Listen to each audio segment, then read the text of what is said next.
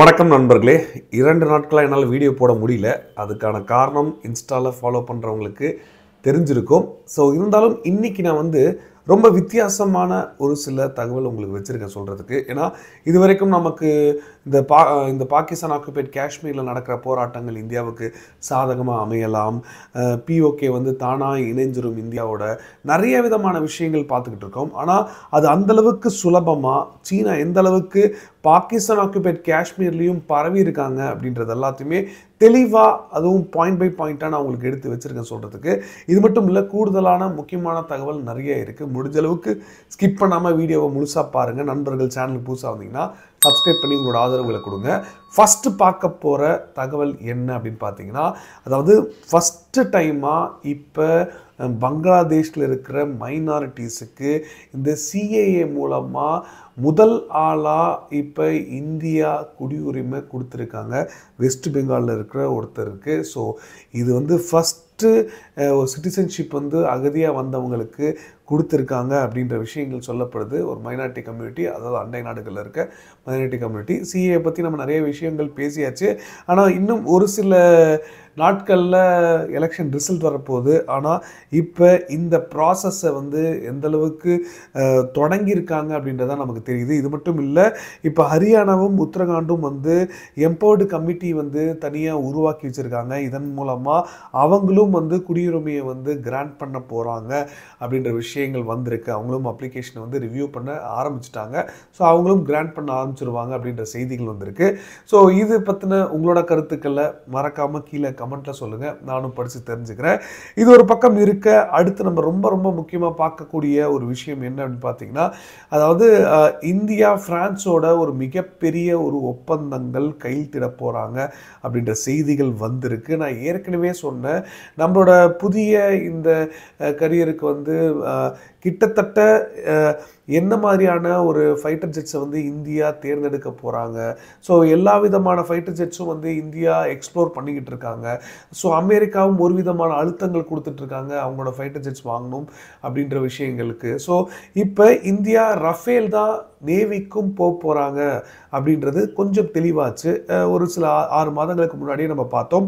ஆனால் இப்போ கிட்டத்தட்ட இது ரியாலிட்டி ஆயிருக்கு. 26 ரஃபேல் மரைன் ஜெட்ஸ் டீலை 50,000 கோடிக்கு இந்தியா முடிக்க போகிறாங்கன்ற விஷயங்கள் வந்திருக்கு. இதுக்கான பேச்சுவார்த்தைகள் இந்த வாரம் நடக்க போகுது. ஸோ ஃப்ரான்ஸ்லேருந்து முக்கியமான டெலிகேட்ஸ் இந்தியாவுக்கு வரப்போகிறாங்க. இப்போ இந்த டெலிகேட்ஸ் மூலமாக, அதாவது இந்தியன் கவர்மெண்ட்டும் அதே ஃப்ரான்ஸ் கவர்மெண்ட்டும் 2 பேருமே பேச்சுவார்த்தைகளில் இறங்க போகிறாங்க. இதோட டீல் கிட்டத்தட்ட 50,000 கோடி அப்படின்னாலும் ரொம்ப ஒரு குறுகிய நேரத்திலே இந்த டிஸ்கஷனை முடிச்சிடலாம். ஏன்னா இந்தியாவை பொறுத்தளவு ஏர்ஃபோர்ஸ் ஆல்ரெடி ரஃபேல் பயன்படுத்திக்கிட்டு இருக்காங்க. ஸோ மரைனுக்கும் இது அதிகமாக பயன்படுத்தலாம். ஸோ அதே மாதிரியான ஒரு கண்டிஷனில் இதை யூஸ் பண்ணலாம் அப்படின்ற ஒரு முடிவுகள் தான் இந்தியா எடுத்திருக்கலாம். இருந்தாலும் இதனால் அமெரிக்கா ஒரு பெரிய லெவலில் ஒரு எதிர்ப்பு தெரிவிப்பாங்க அப்படின்னு தோணலை. ஏன்னா இந்தியா இந்த கவுண்டர் பேலன்ஸ் மெஷரை ஏற்கனவே போன வருஷமே தொடங்கிட்டாங்க. நாங்கள் அவங்கக்கிட்ட ரஃபேல் வாங்குகிறோம் அப்படின்னா நாங்கள் அமெரிக்கா கிட்ட ப்ரிடேட்டட் ட்ரோன்ஸ் வாங்க போகிறோம் அப்படின்றத தெரிவிச்சிட்டாங்க. ஸோ இதனால் கொஞ்சம் பேலன்ஸ் ஆகிருக்கலாம். இருந்தாலும் இந்த ஃப்ரெஞ்ச் டீம் ரொம்ப தெளிவான நெகோசியேஷன் டாக்குமெண்ட்ஸோடு வந்திருக்காங்க. ஏன்னா டிஃபென்ஸ் மினிஸ்ட்ரியும் அதே மாதிரி தசால்ட் ஏவியேஷனோட முக்கியமான அஃபீஷியல்ஸும் இதில் கலந்துக்க போகிறாங்க. ஸோ எப்படி இந்த பேச்சுவார்த்தைகள், இந்த நெகோசியேஷன்ஸ் 2 தரப்புலையுமே கையாள போகிறாங்க, இதன் மூலமாக இந்த டீலு எப்படி சைன் ஆக போகுது அப்படின்றது எல்லாமே நம்ம எதிர்பார்க்க வேண்டியதாக இருக்குது. ஏற்கனவே ஒரு 2 வருடங்கள் தாமதங்கள் அப்படின்னு சொல்கிறாங்க. ஸோ அட்லீஸ்ட் இதையாவது வேகப்படுத்தினா நல்லாயிருக்கும் அப்படின்றது என்னோட கருத்து. இருந்தாலும் உங்களோட கருத்துக்களை மறக்காமல் கீழே கமெண்ட்டில் சொல்லுங்கள். இதை தொடர்ந்து அடுத்து நம்ம பார்க்க போகிற ரொம்ப ஒரு முக்கியமான ஒரு விஷயங்க, அதாவது இஸ்ரேல் இப்போ சமீபத்தில் இந்த ரஃபான்ற சிட்டியில், சதன் சிட்டியில் ஒரு தாக்குதல் நடத்தியிருக்காங்க. இந்த தாக்குதலில் கிட்டத்தட்ட ஒரு 45லேருந்து 60க்கும் மேற்பட்ட பொதுமக்கள் சிவிலியன்ஸ் இறந்துட்டாங்க அப்படின்ற தகவல்கள் அங்கேருந்து வருது. இருந்தாலும் இஸ்ரேல் என்ன சொல்கிறாங்க அப்படி பார்த்தீங்கன்னா, கிட்டத்தட்ட நாங்கள் 20 டனல்ஸை கண்டுபிடிச்சிருக்கோம். ஸோ எப்படி இந்த ஹமாஸ் ஹமாஸ் பயங்கரவாத அமைப்பு பயன்படுத்திகிட்டு இருக்காங்க இந்த டனல்ஸை. ஸோ அது மட்டும் இல்லாமல் டசன்ஸ் ஆஃப் ராக்கெட் லான்ச்சர்ஸ் வந்து அங்கே ஃபுல்லாகவே இருக்குது, நாங்கள் அதை எல்லாத்தையுமே கண்டுபிடிச்சிருக்கோம் பார்டர் ஏரியாவில் அப்படின்ற விஷயங்கள் சொல்லியிருக்காங்க. இது ஒரு பக்கம் இஸ்ரேல் தெரிவிச்சிட்டு இருந்தாலும் இப்போ கிட்டத்தட்ட சோஷியல் மீடியாவில் ஒரு வைரலாக போயிட்டுருக்க ஒரு விஷயம் என்னென்னா all eyes on Rafah. So இது வந்து இப்போ மிகப்பெரிய ஒரு வைரல் ஆகிட்டு இருக்கு, சோஷியல் மீடியா ட்ரெண்ட் ஆகிட்டு இருக்கு உலக லெவலில். ஸோ இந்த ட்ரெண்டுக்கான ஒரு முக்கியமான காரணம் என்ன அப்படின்னு பார்த்தீங்கன்னா இப்போ இந்த ரஃபால் நடந்த ஒரு மிகப்பெரிய ஒரு தாக்குதல் தான் ஒரு காரணம். இருந்தாலும் இதுக்கு கவுண்டர் பண்ணுறதுக்கும், அதாவது சோஷியல் மீடியா யூசர்ஸுக்கு கவுண்டர் பண்ணுறதுக்கும் இஸ்ரேல் ஒரு புதுவிதமான ட்ரெண்டை வந்து கொண்டு வந்துக்கிட்டு இருக்காங்க. ஸோ இந்த ட்ரெண்டு ஏற்கனவே பார்த்த மாதிரி காசாவில் நடக்கிற இந்த பிரச்சனைகள்லேருந்து தொடங்கினாலும் இஸ்ரேல் என்ன கவுண்டர் கொடுத்துருக்காங்க பார்த்தீங்கன்னா what your eyes fail to C அப்படின்ற ஒரு ட்ரெண்டை வந்து தொடங்கியிருக்காங்க.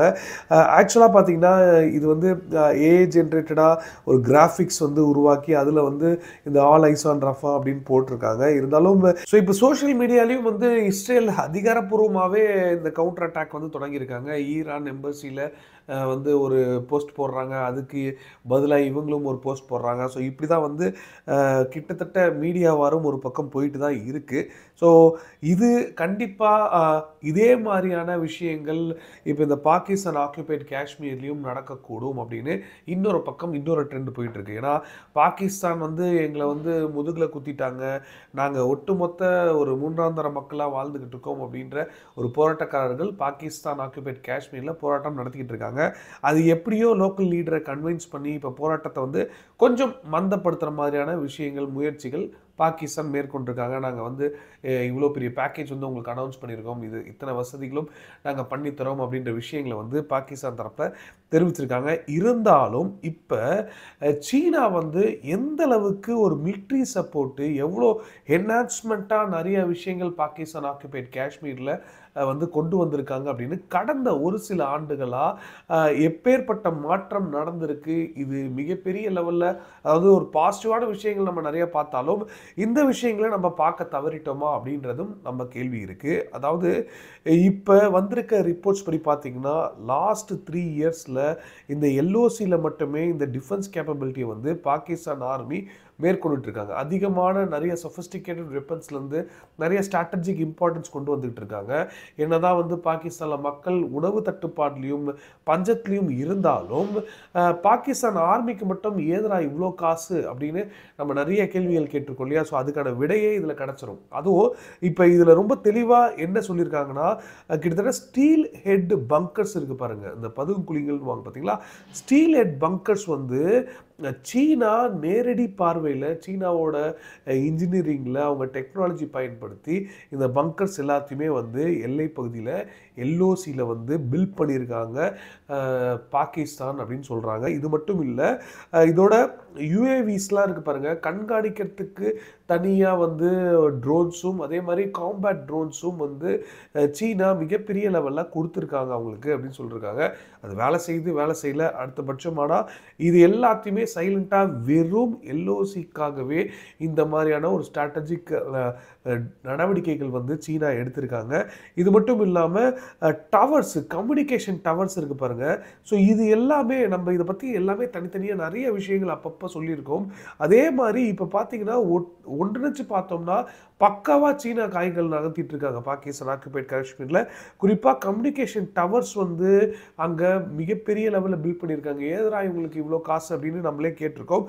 இது மட்டும் இல்லை, அண்டர் கிரவுண்ட் ஃபைபர் கேபிள்ஸு, நாளைக்கு எந்த பிரச்சனைகள் வந்தாலும் நெட்வொர்க்குக்கு எந்த ஒரு சேதாரமும் ஏற்பட்டக்கூடாது அப்படின்னு எல்ஓசியில் இந்த வேலைகள் நடந்துக்கிட்டு இருக்கு. இது சீனா தான் முழுக்க உதவிகள் பண்ணிக்கிட்டு இருக்காங்க. இது மட்டும் இல்லை, அட்வான்ஸ்டு ரேடார் சிஸ்டமும் அதே மாதிரி சைனீஸ் ஆர்ஜின் இந்த JYHGR சீரீஸ் ரேடார் சிஸ்டம்ஸும் வந்து இப்போ பாகிஸ்தானுக்கு கொடுத்துருக்காங்க சொல்லப்படுது, வெறும் எல்ஓசியில் பயன்படுத்துறதுக்காக அப்படின்ற விஷயங்கள் சொல்லப்பட்டிருக்கு.